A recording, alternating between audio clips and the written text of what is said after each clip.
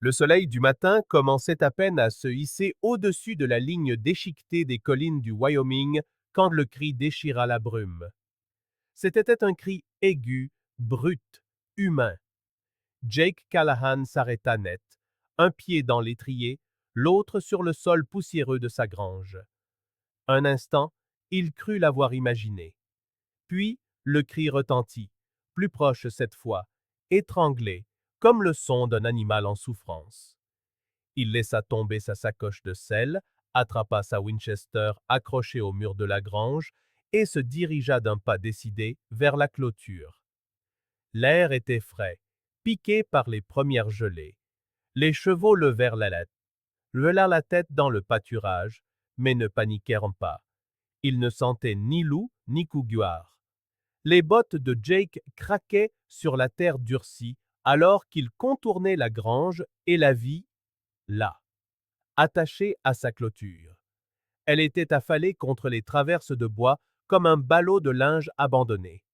La corde s'enfonçait profondément dans ses poignets. Ses chevilles étaient tordues, ses cheveux sombres, collés à ses joues par le givre. Un châle déchiré flottait sur ses épaules. Ses lèvres étaient gercées.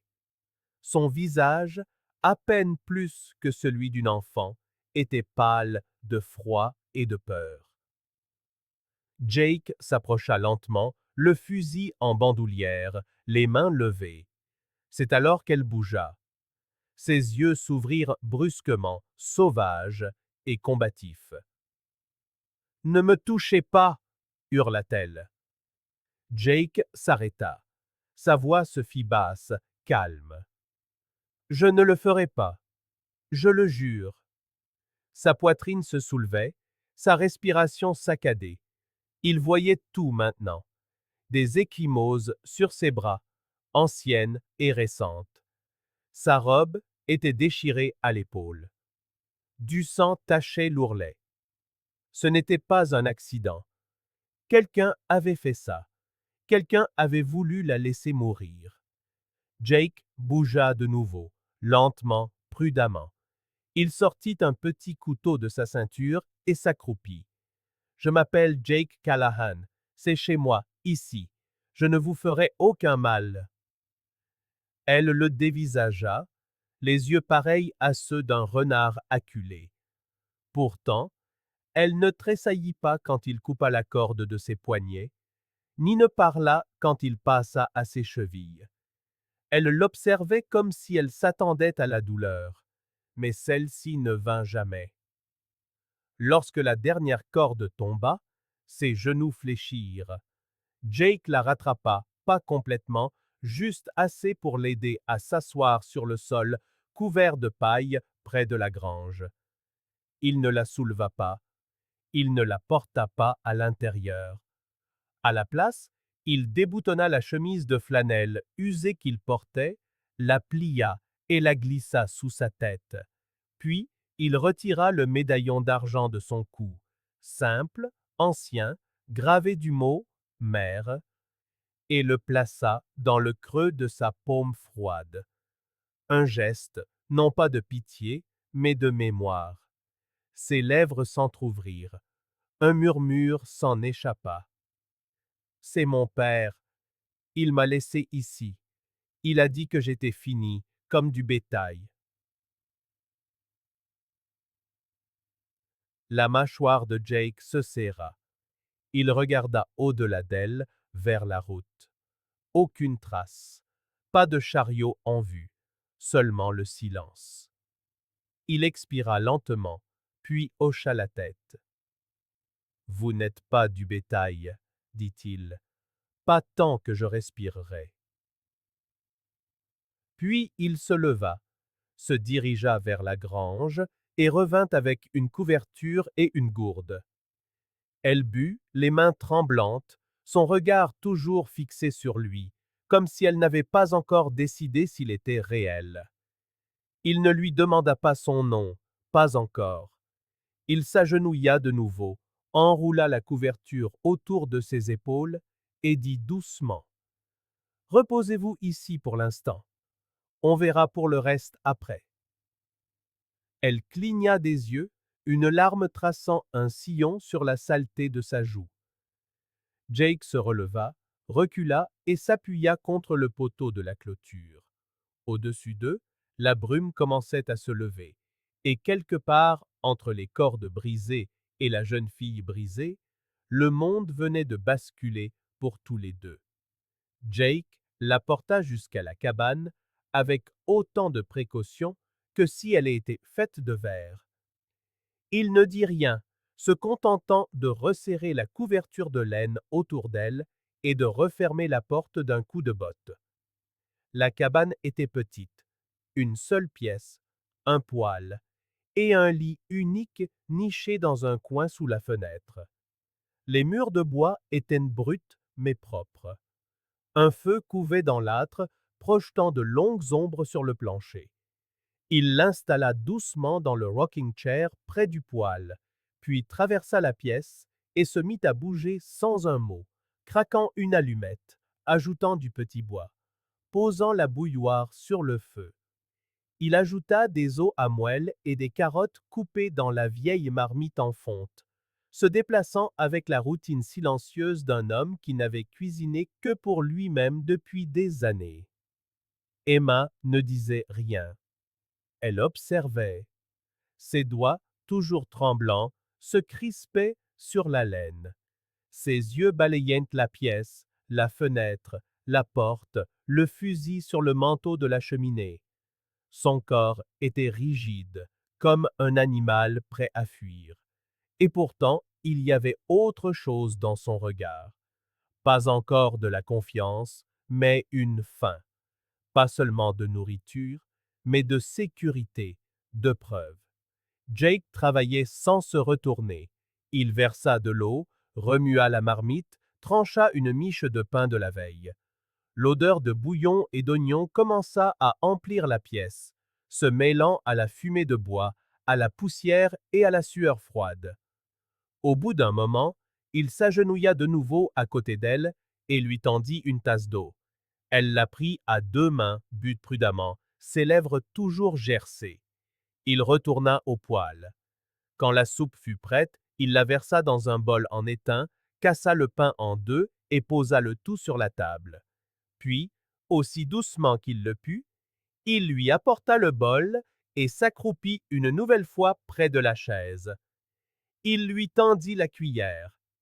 Emma la prit, mais au lieu de manger, elle renifla. Longuement, avec précaution, comme un chien qui vérifierait un poison. Jake le vit. Il ne dit pas un mot, se leva simplement, lent et silencieux, et se dirigea vers la fenêtre, lui tournant maintenant le dos.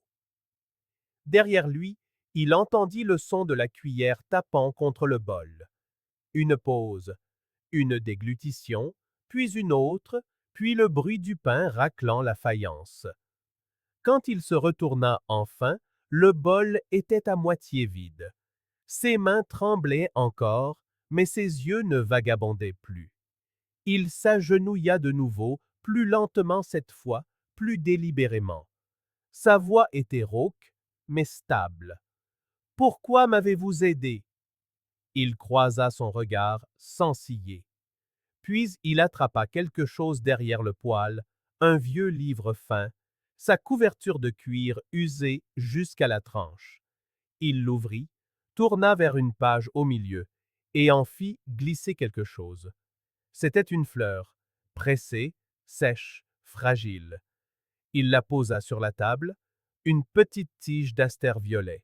« C'est ma mère qui me l'a donnée, dit-il, le dernier jour où je l'ai vue, avant que mon père ne m'emmène. » Le front d'Emma se plissa. Jake hocha lentement la tête. « Elle l'avait cachée dans la poche de mon manteau. Elle m'a dit que lorsque le monde semblerait trop cruel, je devrais la regarder, pour me rappeler que même des choses laides peuvent parfois devenir belles. » Il fixa la fleur un long moment, puis croisa de nouveau les yeux de la jeune fille. « Il ne me reste pas grand-chose, pas de famille, pas de femme, pas de fils. Juste cette terre et cette maison. Mais quand je vous ai vu sur cette clôture, je me suis souvenu de la fleur. Emma cligna des yeux et quelque chose dans son expression se fissura, pas encore brisé, mais s'adoucissant. Jake se recula. Vous ne me devez rien, dit-il, ni remerciement, ni confiance, juste du repos. Vous aurez le temps de décider de la suite. Elle baissa les yeux vers le bol, puis vers la fleur. Sa voix n'était qu'un murmure. Elle est encore belle. Il hocha la tête. Au troisième matin, la ville de Larkspur avait déjà rendu son verdict. Jake Callahan, le cow-boy solitaire qui ne parlait à personne, avait recueilli la fille d'Earl Turner. Pas par pitié, disait-il, ni par décence, mais pour des raisons qu'aucun homme n'évoquerait à voix haute devant sa propre fille. Tu as entendu? La fille de Turner, celle qu'il a laissée ligoter à une clôture. Callahan la garde comme un petit renard blessé. C'est une source d'ennui. Ce genre de fille l'est toujours. Une fille facile, tout comme sa mère. Les chuchotements fusaient du saloon, de l'épicerie générale, du perron de l'église. Dans une petite ville, les ragots ne marchent pas, ils galopent. Jake le savait, et Emma aussi. Elle l'entendait dans le silence lorsqu'il passait devant les fenêtres, le sentait dans les regards qui se plantaient dans son dos comme des aiguilles. Elle n'était pas sortie depuis que Jake l'avait détachée, mais elle pouvait sentir le poids de leur jugement à travers les murs de la cabane. Ce matin-là, elle se tenait près de la porte, vêtue d'une vieille chemise de Jake, nouée à la taille avec de la ficelle. Elle avait brossé ses cheveux, nettoyé ses bottes. Le menton était haut, mais ses mains se tordaient nerveusement. Je veux venir avec vous aujourd'hui, dit-elle. Jake leva les yeux de la selle qu'il réparait. Vous êtes sûr? Elle hocha la tête. Je suis fatigué de me cacher.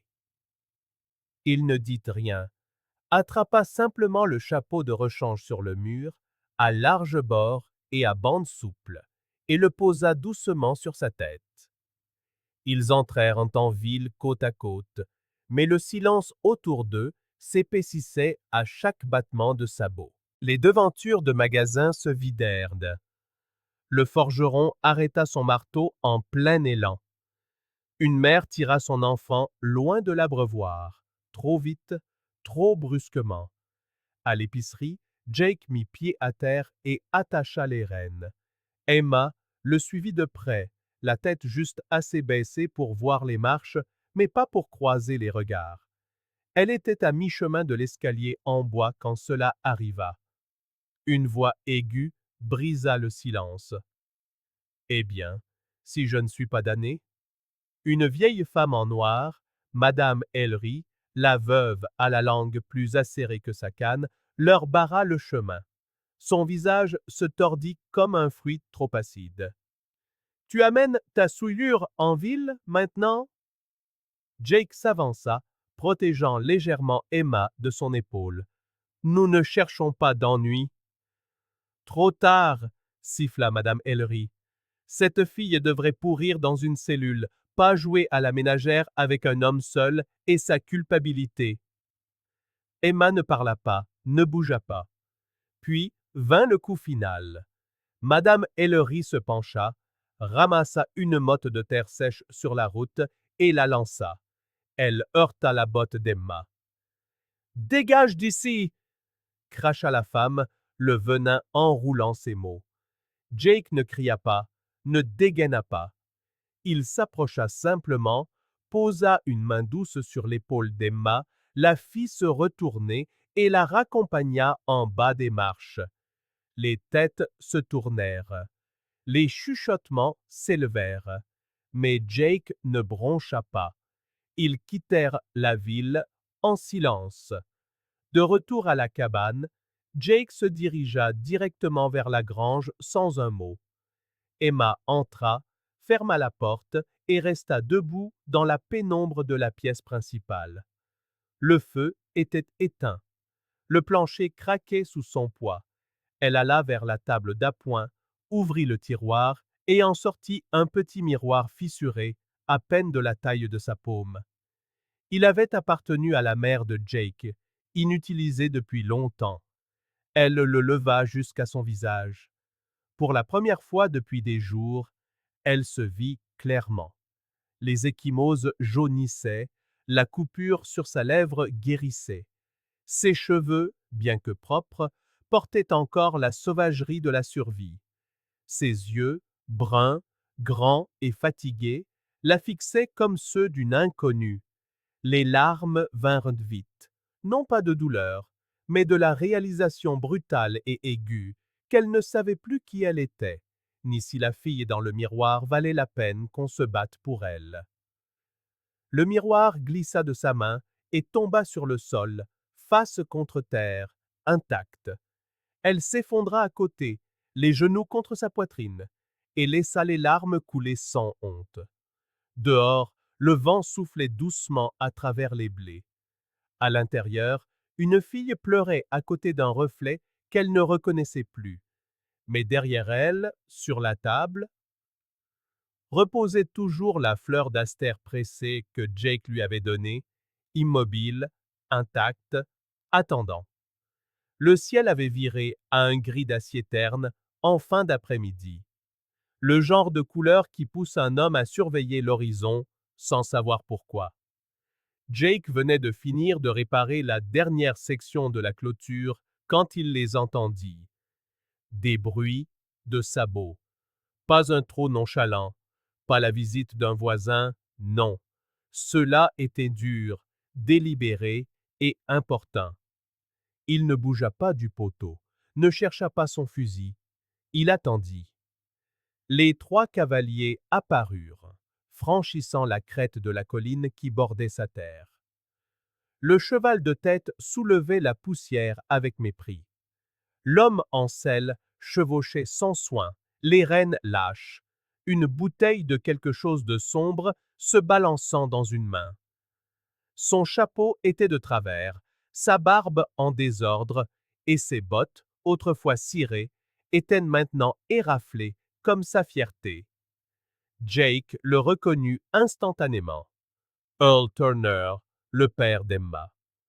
Les deux hommes derrière lui étaient des étrangers, des hommes de main à première vue. L'un avec une cicatrice en zigzag sur la joue, l'autre avec un œil paresseux et des jointures qui semblaient n'avoir jamais guéri de trop de bagarres. Jake s'essuya les mains sur un chiffon et s'avança, calme, silencieux.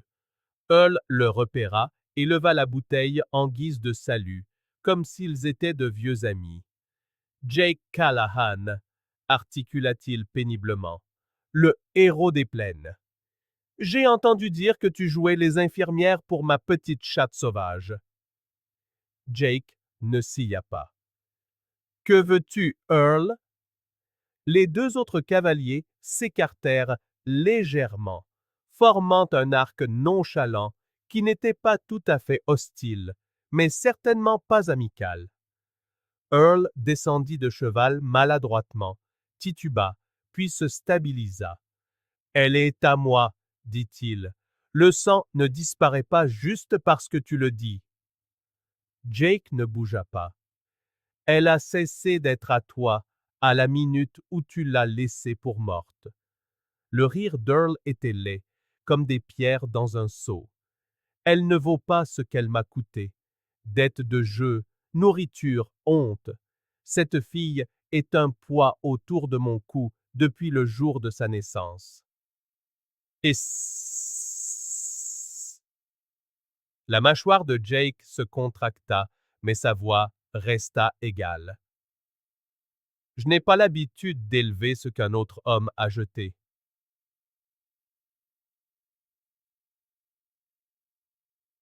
Tu crois que je suis venu pour des retrouvailles? Lança Earl.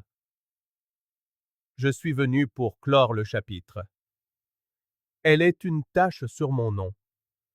Le fait que tu la gardes comme un chien errant fait parler les gens. Je ne la veux pas. Je veux qu'elle disparaisse.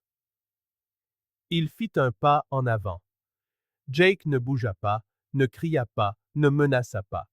Il dit seulement, très doucement, « Je ne nourris pas les bouches qui mordent, et je ne laisse pas les lâches revendiquer des gens comme une propriété. » Le visage d'Earl rougit, sa main tressaillant vers son manteau. « Elle est à moi, » siffla-t-il. « C'est moi qui l'ai engendrée, qui l'ai élevée, et si je veux mettre fin à son histoire, c'est entre moi et Dieu. » « Elle n'est pas à toi, » répliqua Jake, toujours calme, mais chaque mot plus lourd que le précédent. « Elle ne t'appartient pas. Elle ne t'a jamais appartenu. » Le vent se leva, faisant bruire les branches du vieux chêne qui se dressait près du porche. Jake tourna légèrement la tête vers lui, puis de nouveau vers Earl. « Si tu penses que tu en as encore le droit, dit-il, la voix basse et ferme, alors vas-y, franchis cette barrière. Entre, et je t'enterrerai juste sous ce chêne. » Il n'eut pas besoin d'élever la voix. Le cavalier balafré bougea nerveusement sur sa selle. Celui à l'œil paresseux cracha dans la poussière, mais ne bougea pas. Earl fixa Jake un long moment, respirant fort, la poitrine se soulevant comme un homme essayant de puiser du courage dans un puits vide.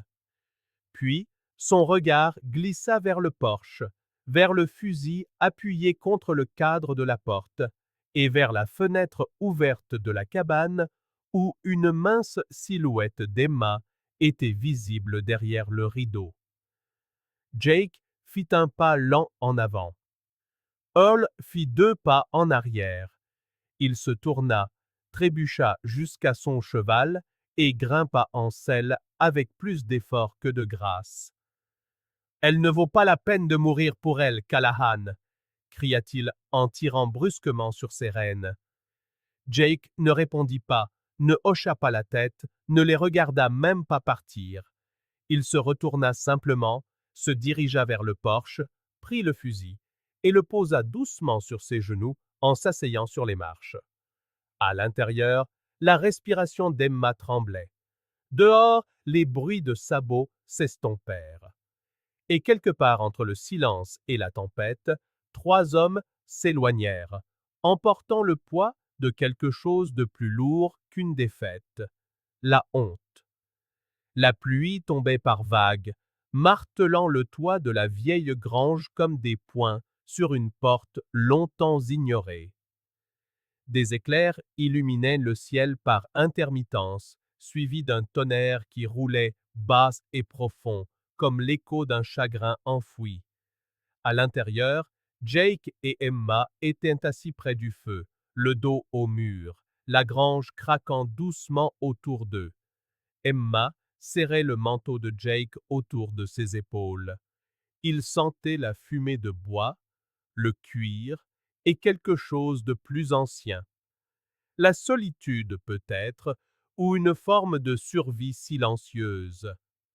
Jake alimenta le feu avec un autre morceau de bois, puis se pencha en arrière, un bras reposant sur son genou.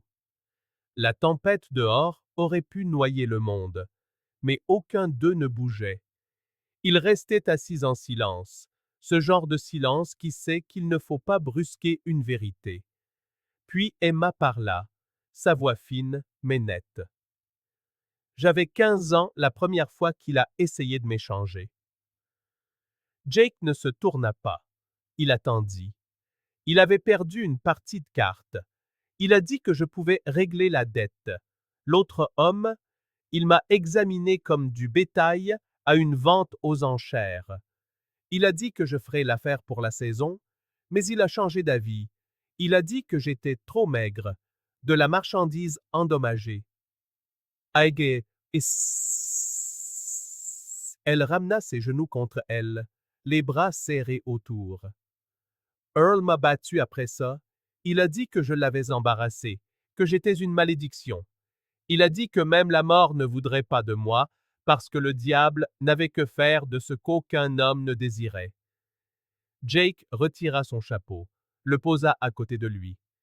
Il me disait que c'était à cause de moi que ma mère était morte, que la maison était toujours froide. Sa voix se brisa. Que c'était à cause de moi qu'il buvait. Jake ne parlait toujours pas. Il déboutonna simplement sa chemise et se tourna légèrement vers la lueur du feu. Sur son dos, de vieilles cicatrices brillaient, pâles et brutales. Le souffle d'Emma se coupa. Qui a fait ça? Mon père, dit Jake doucement. Il croyait que l'obéissance était le prix de l'amour. Pas moi. Il laissa le silence s'installer un instant, puis plongea la main dans son gilet et en sortit le petit médaillon d'argent usé. Elle me l'a donné le jour de sa mort, dit-il. Elle m'a dit qu'il ne valait pas grand-chose, mais que si jamais je trouvais quelqu'un qui avait besoin de quelque chose à quoi s'accrocher, ce serait peut-être suffisant. Il le plaça dans la main d'Emma. Elle le fixa, puis referma ses doigts sur le métal. Je ne vaux pas la peine d'être sauvée, murmura-t-elle. Je ne suis pas pure, pas bien. Les yeux de Jake rencontrèrent les siens. Vous n'êtes pas brisée, dit-il. Vous êtes vivante. Ça veut dire que vous pouvez encore choisir ce qui vient après. Des larmes montèrent à ses yeux. Je ne crois pas que je mérite ça, dit-elle. Ni ce feu, ni ce manteau, ni vous. Jake se pencha juste un peu plus près, pas assez pour la piéger, juste assez pour tenir l'espace. Personne ne n'est méritant, Emma. On le devient par notre façon de vivre, par ce que l'on donne en retour. Vous n'avez pas besoin d'être quelqu'un de nouveau. Tu dois juste être honnête et courageuse. Ses larmes coulèrent, silencieuses, sincères. Et quand sa tête se posa sur son épaule, il ne dit rien, ne bougea pas. Il resta simplement là, impassible comme le feu tandis que la tempête faisait rage au dehors. À l'intérieur, quelque chose de plus doux commençait à grandir. Pas encore de l'amour, non, mais les racines avaient pris. Le vent tourna juste après l'aube, emportant avec lui plus que l'odeur de la pluie. Jake le sentit avant de le voir. Un malaise qui s'insinuait jusqu'aux os, qui fit taire les oiseaux et rendit les chiens nerveux près de la porte. Debout sur le porche, les yeux fixés sur l'horizon, il les vit enfin. De la poussière s'élevant, 5 cavaliers, vêtus de longs manteaux couleur de sang séché, des fusils portés bas, des chapeaux enfoncés pour se protéger de la lumière. Ils se déplaçaient en un lent arc de cercle, comme des loups testant la clôture d'un troupeau. Jake compta leurs ombres, 5 hommes, mais un seul importait. Celui du centre montait un cheval noir aux balsanes blanches et une selle garnie d'argent. Il n'avait pas besoin de porter d'insigne. Tout le monde dans le territoire du Wyoming connaissait ce nom, Marcus Devlin. Jake n'attendit pas qu'on frappe. Il pivota sur ses talons et se précipita dans la maison. « Emma, dit-il, la voix tendue mais calme, c'est l'heure. » Elle ne demanda pas ce qu'il voulait dire. Elle avait déjà préparé la sacoche près de la porte. Des munitions, un colt de rechange, une gourde d'eau, le médaillon en argent que Jake lui avait donné. Jake poussa la table contre la porte, verrouilla les fenêtres et se dirigea vers la cachette derrière l'âtre. Il l'avait construite des années auparavant, sans jamais savoir pourquoi. Maintenant, il savait. Ils se glissèrent par derrière, le bruit de leurs bottes étouffé par la terre, le souffle court. Jake guida Emma à travers les broussailles vers la vieille grange. Le ciel était bas et gris. Le soleil une tache terne derrière les nuages. Le tonnerre gronda au loin. À l'intérieur de la grange, Jake la hissa dans le fenil et lui tendit sa Winchester. « 2 coups à la fois, dit-il. Puis recharge. Vise les jambes, pas la poitrine. Ça les ralentira. » Emma déglutit avec difficulté. « Je n'ai jamais… » « Tu sauras quand le moment sera venu. » Il lui jeta un dernier regard, puis disparut dans les stalles en contrebas. Quelques instants plus tard, les coups de feu éclatèrent. Une rafale, sauvage, erratique. Un avertissement. Les hommes de Devlin voulaient la soumission, pas un carnage. Mais Jake connaissait leur genre. S'ils entraient, ils brûleraient tout jusqu'aux fondations, juste pour envoyer un message. Depuis les poutres de la grange, il les abattit un par un, silencieux et précis. L'un tomba avec un cri, se tenant le genou. Un autre bascula en arrière dans la poussière en jurant. Les autres se dispersèrent, confus. Puis l'un d'eux s'approcha, trop près. Il ouvrit d'un coup de pied la porte latérale de la grange, fusil levé, balayant les ombres de son canon. Jake s'accroupit derrière une pile de bottes de foin, retenant son souffle. L'homme passa devant lui, insouciant, arrogant. Jake se jeta sur lui. Ils heurtèrent le sol lourdement. L'épaule de Jake percuta les planches, son poing attrapant la mâchoire de l'homme juste avant que le fusil ne tire dans le vide. Mais l'autre homme était plus grand, nourri à l'adrénaline et à la promesse d'une paix. Ils roulèrent dans la poussière, se donnant des coups de pied, leurs mains cherchant une prise. L'homme sortit un couteau, entaillant le bras de Jake. Jake grogna, agrippa le poignet de l'homme et le tordit violemment. Puis, le coup de feu retentit. Pas celui de Jake. Il venait d'en haut. La tête de l'homme bascula sur le côté. Il s'effondra, le sang s'étalant dans la paille. Jake leva les yeux. Elle tenait toujours le fusil, tremblant comme une feuille dans la tempête. Il ne l'appela pas, ce n'était pas la peine. Il se contenta de hocher la tête.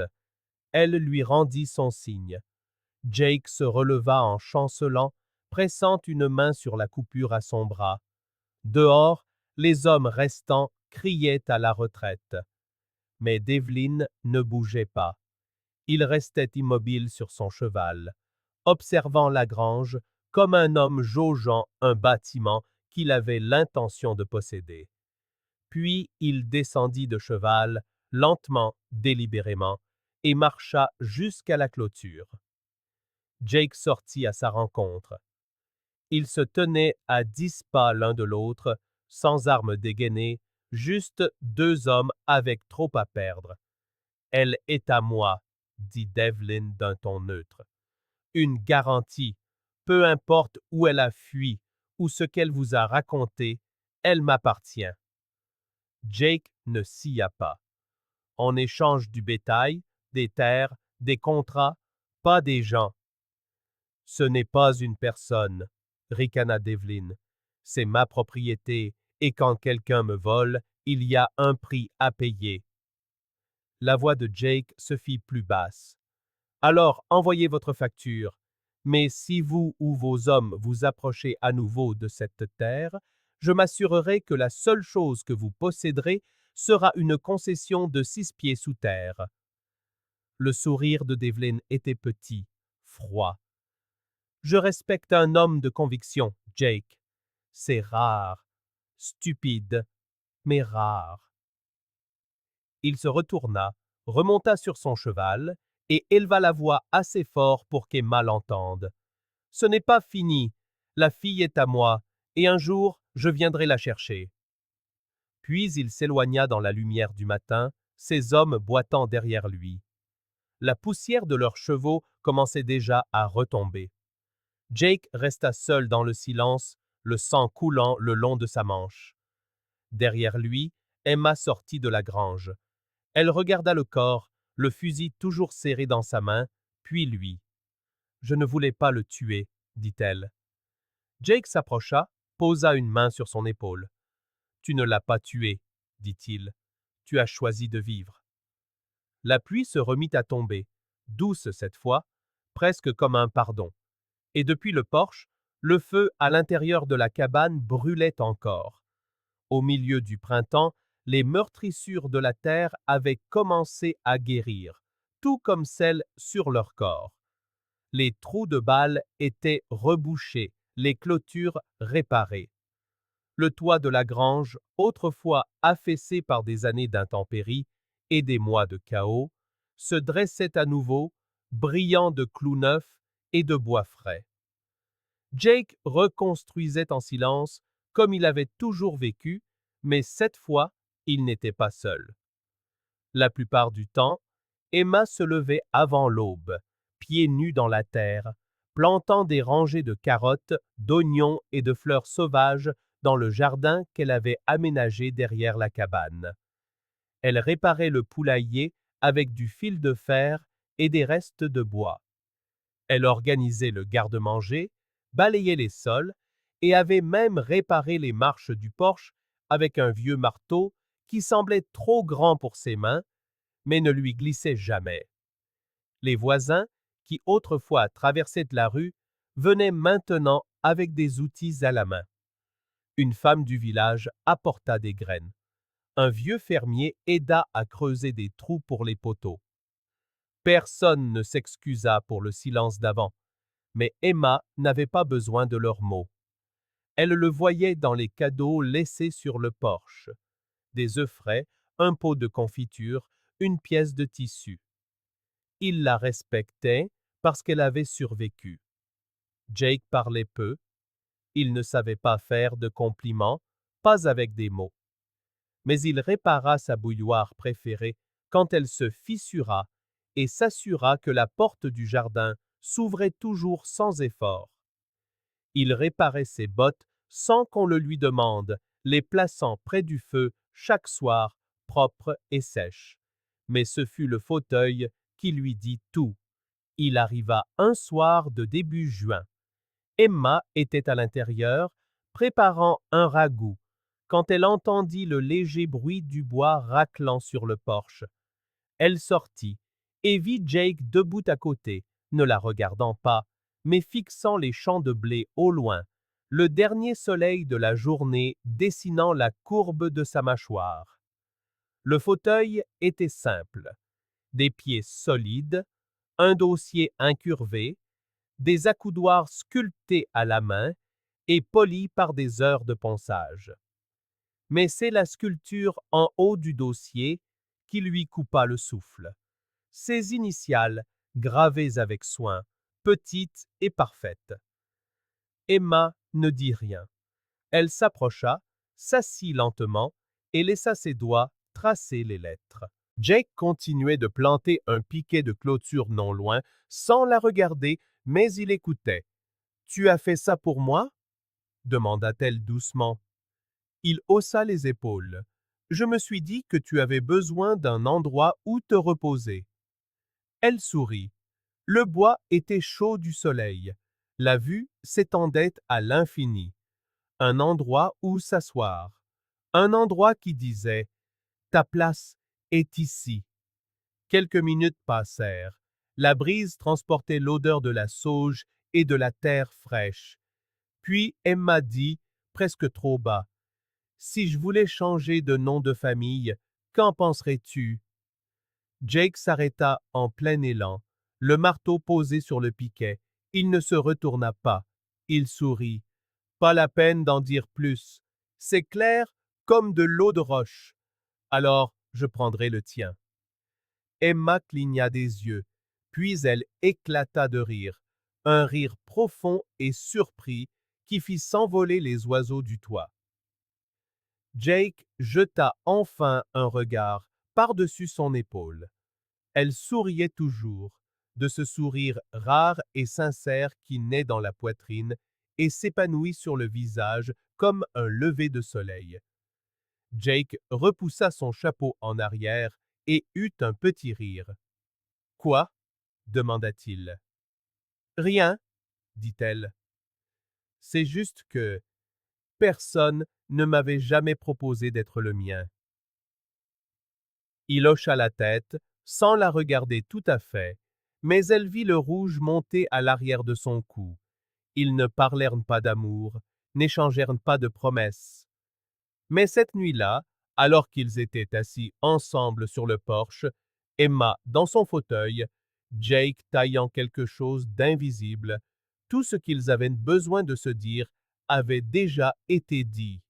Le ciel passa de l'or au bleu, les étoiles apparurent, silencieuses, et de l'intérieur de la maison, le médaillon en argent qu'Emma portait maintenant autour de son cou capta la lumière du feu et se mit à luire. Le feu était petit, juste un cercle de brindilles sèches et d'aiguilles de pin derrière la grange, là où le vent pouvait emporter la fumée sans étouffer la maison. Jake se tenait seul, le papier dans ses mains tremblant non de peur, mais de finalité. C'était un contrat, jauni et craquelé par le temps, signé de l'écriture cruelle d'Earl Turner, un accord grossier, à peine légal, certainement immoral. Une jeune fille, 18 ans, en lieu et place de 500 $ dus. Pas de nom, juste des descriptions, des termes, juste de l'encre essayant de faire du sang une propriété. Jake le fixa un instant de plus, puis se pencha et le tendit à la flamme. Il prit feu rapidement, une flambée de colère sèche, se recroquevillant en bords noirs et avides. Les cendres s'élevèrent dans les airs et disparurent dans le coucher de soleil doré du Wyoming. Il les regarda s'éloigner. Derrière lui, la maison était silencieuse. À l'intérieur, Emma se tenait devant le miroir dans sa robe blanche. Une simple chose en coton qu'elle avait cousue elle-même. Pas de dentelle, pas de corset, pas de voile, juste un tissu doux, des fleurs sauvages tressées dans ses cheveux et ses pieds nus sur le plancher. Dehors, les gens du village s'étaient rassemblés. Pas nombreux, juste assez. Le shérif se tenait sous le chêne. Mademoiselle Lark avait apporté son violon. Meriwether du café avait apporté une tarte et un bouquet.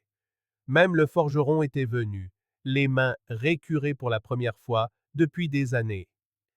Il bordait le chemin de terre menant de la maison à l'arbre, où Jake attendait maintenant, en chemise propre, son chapeau pressé contre sa poitrine. Et puis, elle arriva, Emma, marchant seule. Personne ne la conduisit à l'hôtel. Personne ne la mena, car elle n'appartenait à personne pour être donnée. Ses pas étaient lents, assurés, chacun s'imprimant un peu plus profondément dans la terre qu'elle appelait désormais son foyer. Ses yeux ne cherchaient pas le jugement dans la foule, ils ne tressaillirent pas à la vue de visages familiers. La jeune fille, qu'on avait autrefois traînée jusqu'à une clôture comme un fardeau indésirable, marchait maintenant avec la prestance d'une femme qui avait survécu, reconstruit et choisi de vivre. Le village la regarda passer et pour une fois, personne ne chuchota. Quand elle atteignit l'arbre, Jake leva les yeux et sourit. Passe un grand sourire, juste ce qu'il fallait. Ils se firent face, leurs mains se frôlant, leur cœur immobile. Le shérif s'éclaircit la gorge, mais ne dit rien de plus. Jake plongea la main dans sa poche et en sortit une bague en argent, façonnée à partir d'un clou de fer à cheval, polie jusqu'à ce qu'elle brille. Il la glissa à son doigt, les yeux dans les siens. Personne ne te donne à moi, dit-il doucement. Tu es venu de toi-même, et je suis fier d'être à tes côtés. Emma ne pleura pas. Elle hocha simplement la tête, et à cet instant, le vent se leva, agitant sa robe, répandant l'odeur de la sauge dans l'air comme une bénédiction. Ils ne s'embrassèrent pas devant tout le monde. Ce n'était pas nécessaire. La cérémonie se termina par de discrets applaudissements, quelques acclamations et un air de violon qui dansa à travers la prairie. Les voisins lui tendirent des pots de conserve, des coupons de tissu, des sourires bienveillants. Elle tint la main de Jake tout le temps. Quand le soleil descendit à l'horizon, ils rentrèrent chez eux. Ils ne parlèrent pas beaucoup. Ils se servirent 2 tasses de café, allumèrent la lanterne et s'assirent ensemble sur le porche tandis que le ciel devenait doux et violet autour d'eux. Emma s'adossa à son fauteuil, celui avec ses initiales gravées sur le dossier, et regarda les lucioles clignoter à travers le blé. Jake prit sa main, calleuse et chaude. Il la regarda, les yeux doux, une pointe de malice enfantine perçant son visage buriné. « Bonsoir, Madame Callahan, dit-il. Emma se tourna vers lui, ses doigts se resserrant autour des siens. Bonsoir, Monsieur Callahan, répondit-elle. Ils restèrent ainsi alors que la lumière déclinait, la cabane derrière eux rougeoyante, le monde devant eux vaste et indompté. Au-dessus d'eux, les étoiles apparurent, lentes, certaines, familières. Et tandis que le vent emportait les dernières cendres d'une vieille dette loin dans l'obscurité, il laissait derrière lui quelque chose de nouveau. Pas le silence, pas le chagrin. C'était la paix. Et un amour né non pas du sauvetage, mais du choix. Si cette histoire a touché quelque chose en vous, si vous avez senti le vent du Wyoming dans votre poitrine, ou la force tranquille d'un amour né, non pas du sauvetage, mais du choix, alors remettez-vous en selle et chevauchez à nouveau avec nous. Nous racontons des histoires non seulement sur le Far West, mais aussi sur des cœurs sauvages, sur des femmes qui refusent de plier et des hommes qui choisissent de se tenir droit, même quand le monde leur tourne le dos. Abonnez-vous à Histoires d'amour du Far West et activez la cloche pour ne jamais manquer un récit qui ose dire « Même dans la poussière et le silence, l'amour trouve toujours sa voie ». D'ici là, partenaires, restez fidèles à votre chemin.